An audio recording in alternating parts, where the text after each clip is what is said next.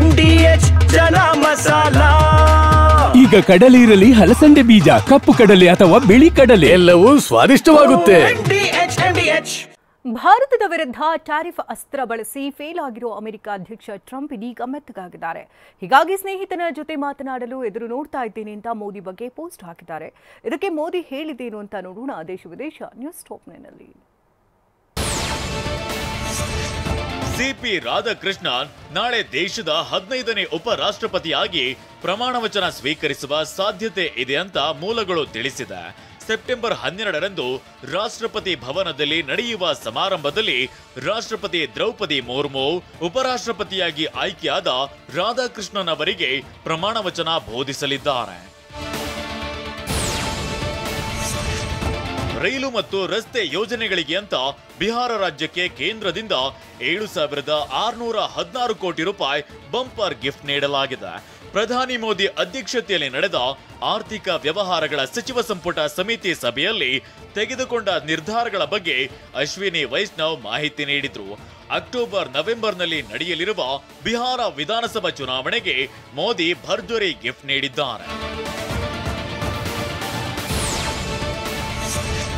ಅಂದು ಇಬ್ಬರು ಗುಜರಾತಿಗಳಿಂದ ಸ್ವಾತಂತ್ರ್ಯ, ಇಂದು ಇಬ್ಬರು ಗುಜರಾತಿಗಳಿಂದ ವಿಭಜನೆ ಅಂತ ಎಐಸಿಸಿ ಮಲ್ಲಿಕಾರ್ಜುನ್ ಖರ್ಗೆ ಮೋದಿ ಮತ್ತು ಅಮಿತ್ ಶಾ ವಿರುದ್ಧ ವಾಗ್ದಾಳಿ ನಡೆಸಿದ್ದಾರೆ.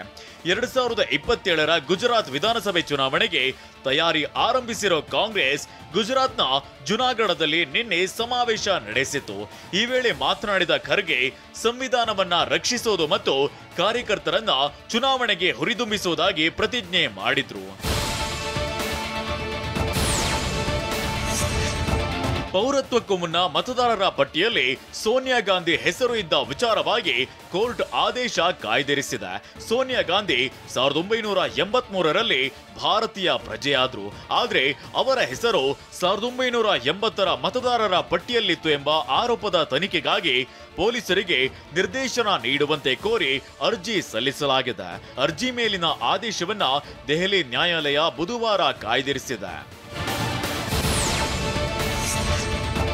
2,929 ಕೋಟಿ ರೂಪಾಯಿ ವಂಚನೆ ಆರೋಪ ಎದುರಿಸುತ್ತಿರೋ ಅನಿಲ್ ಅಂಬಾನಿ ವಿರುದ್ಧ ಹೊಸ ಪ್ರಕರಣ ದಾಖಲಾಗಿದೆ. ಸಿಬಿಐ ಕಳೆದ ತಿಂಗಳು ಸಲ್ಲಿಸಿದ ಎಫ್ಐಆರ್ ವರದಿ ಆಧರಿಸಿ ಇಡಿ ಹೊಸ ಪ್ರಕರಣ ದಾಖಲಿಸಿದೆ. ಅಂಬಾನಿ ಮತ್ತು ರಿಲಯನ್ಸ್ ಕಮ್ಯುನಿಕೇಷನ್ ನಿಂದ ಸ್ಟೇಟ್ ಬ್ಯಾಂಕ್ ಆಫ್ ಇಂಡಿಯಾಗೆ ನಷ್ಟ ಉಂಟಾಗಿದೆಯಂತ ಸಿಬಿಐ ಆರೋಪಿಸಿತ್ತು. ಈ ಆರೋಪದ ಮೇಲೆ ಈಗ ಇಡಿ ಮತ್ತೊಂದು ಕೇಸ್ ದಾಖಲಿಸಿದೆ. 57 ರನ್ಗೆ ಆಲ್ಔಟ್, ಭಾರತಕ್ಕೆ ಸುಲಭ ತುತ್ತಾದ ಯುಎಇ.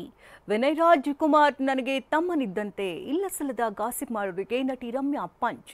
ಈ ಸುದ್ದಿಯನ್ನು ನೋಡೋಣ ಕ್ರೀಡೆ cinema news ಟಾಪ್ನಲ್ಲಿ.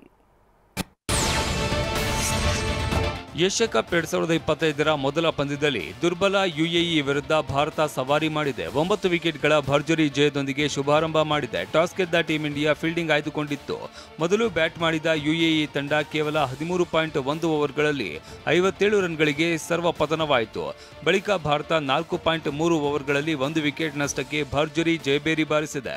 Spinner Kuldeep Yadav 4 wicket ಉರುಳಿಸಿ ಪಂದ್ಯಶ್ರೇಷ್ಠ ಪ್ರಶಸ್ತಿಗೆ ಭಾಜನರಾದರು.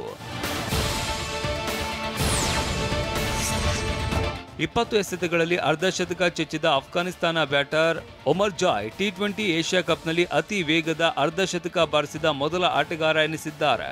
ಈ ಮೂಲಕ ಸೂರ್ಯಕುಮಾರ್ ಯಾದವ್ ದಾಖಲೆಯನ್ನ ಒಮರ್ ಜಾಯ್ ಬ್ರೇಕ್ ಮಾಡಿದ್ದಾರೆ. 2022ರ ಏಷ್ಯಾ ಕಪ್ನಲ್ಲಿ ಸೂರ್ಯ ಹಾಂಕಾಂಗ್ ವಿರುದ್ಧ 22 ಎಸೆತಗಳಲ್ಲಿ ಅರ್ಧಶತಕ ದಾಖಲಿಸಿದ್ರು. ರಾಹುಲ್ ದ್ರಾವಿಡ್ ನಂತರ Rajasthan Royals CEO Jake McCrum ಕೂಡ ಇಂಡಿಯನ್ ಪ್ರೀಮಿಯರ್ ಲೀಗ್ ಫ್ರಾಂಚೈಸಿಯಿಂದ ಬೇರ್ಪಟ್ಟಿದ್ದಾರೆ. ಮ್ಯಾಕ್ರಮ್ 2017ರಲ್ಲಿ ರಾಯಲ್ಸ್ಗೆ ಜನರಲ್ ಮ್ಯಾನೇಜರ್ ಆಗಿ ಸೇರಿದ್ದರು. ಸಂಜು ಸ್ಯಾಮ್ಸನ್ ಮತ್ತು ಜೈಸ್ವಾಲ್ ಕೂಡ ಆರ್ಆರ್ ತಂಡ ತೊರೆಯುವ ಸಾಧ್ಯತೆಗಳಿವೆ. ಇದೇ ತಿಂಗಳ ಅಂತ್ಯದಲ್ಲಿ ಬಿಸಿಸಿಐ ನೂತನ ಅಧ್ಯಕ್ಷರ ನೇಮಕವಾಗಲಿದೆ. ಬಿಸಿಸಿಐ ಅಧ್ಯಕ್ಷ ಹುದ್ದೆಗೆ ದಿಗ್ಗಜ ಸಚಿನ್ ತೆಂಡೂಲ್ಕರ್ ಹೆಸರು ಕೇಳಿಬಂದಿದೆ. ಸೆಪ್ಟೆಂಬರ್ ಅಂತ್ಯದಲ್ಲಿ ಭಾರತ ಕ್ರಿಕೆಟ್ ನಿಯಂತ್ರಣ ಮಂಡಳಿಯ ವಾರ್ಷಿಕ ಸರ್ವ ಸದಸ್ಯರ ಸಭೆ ನಡೆಯಲಿದೆ. ಸೆಪ್ಟೆಂಬರ್ 28ರಂದು ನಡೆಯಲಿರುವ ಈ ಸಭೆಯಲ್ಲಿ ಬಿಸಿಸಿಐ ಅಧ್ಯಕ್ಷರ ಆಯ್ಕೆ ನಡೆಯಲಿದೆ.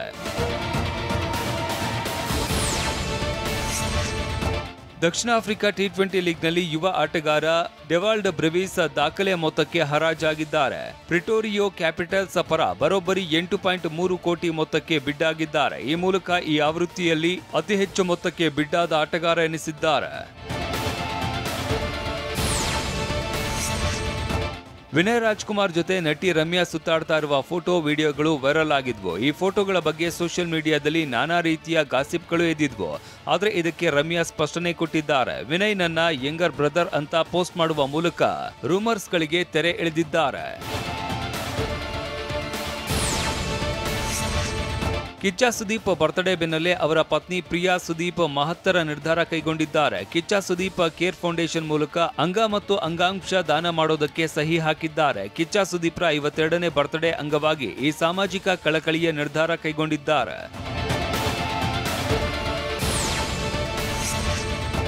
ಹಿರಿಯ ನಟ ರಮೇಶ್ ಅರವಿಂದ್ ಹುಟ್ಟುಹಬ್ಬ ಹಿನ್ನೆಲೆ ಹೊಸ ಚಿತ್ರ ದೈಜಿ ಸಿನಿಮಾ ಟೀಸರ್ ಬಿಡುಗಡೆ ಮಾಡಲಾಗಿದೆ. ಈ ವೇಳೆ ಮಾತನಾಡಿರುವ Ramesh Aravind, horror thriller cinema ಒಳ್ಳೆ ಸ್ಕ್ರಿಪ್ಟ್ ಬಂದ್ರೆ ಆಪ್ತಮಿತ್ರ ಪಾರ್ಟ್ 3 ಮಾಡ್ತೀನಿ ಅಂತ ಹೇಳಿದ್ದಾರೆ.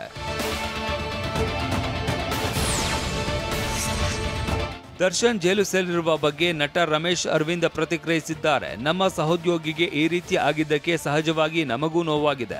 ಆದರೆ ಕಾನೂನು ಅಂತ ಒಂದು ಇದೆಯಲ್ಲ, ಅದರ ಪ್ರಕಾರ ನಡಿಬೇಕು ಅಂತ ಹೇಳಿದ್ದಾರೆ. ವಾಹ್, ಯಾಕೆ ಈಗ ಬಂತ ಸ್ವಾದ? ಖಂಡಿತ ಈಗ ಬಂತು ಅಸಲಿ ಸ್ವಾದ. MDH chunky chaat masala life ಅಲ್ಲಿ ಅಸಲಿ ಸ್ವಾದ ತರುತ್ತೆ. ಅಸಲಿ ಮಸಾಲ, ಎಸ್ ಎಸ್ MDH.